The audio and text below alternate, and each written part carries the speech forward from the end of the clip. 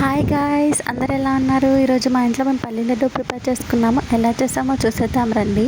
ఇక్కడ మా బావ బెల్లం తురుముతున్నాడు.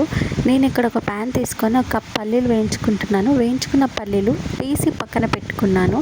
మా బావ వాటి పొట్టును ఒలిచాడు. ఈలోపు నేను ఏ క్వాంటిటీతో నేను పల్లీలు అయితే తీసుకున్నాను అదే క్వాంటిటీలో నేను ఇక్కడ బెల్లం కూడా తీసుకుని పాకం ప్రిపేర్ చేస్తున్నాను.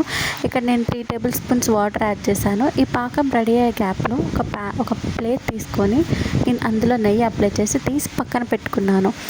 ఇక్కడ బెల్లం పాకం రెడీ అయ్యాక వేయించుకున్న పల్లీలు ఆ బెల్లం పాకంలో వేసి మిక్స్ చేసి దాన్ని స్టఫ్ అంతా తీసుకొని వెళ్ళి నెయ్యి అప్లై చేసిన ప్లేట్లో పెట్టాను అన్నమాట.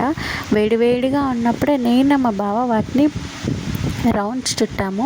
మా అయ్యేంత వరకు చేసి మిగతావి అలా చిక్కీస్లానే ఉంచేసామన్నమాట. బాగా వేడిగా ఉంది. సరే మరి నేను ఉంటాను.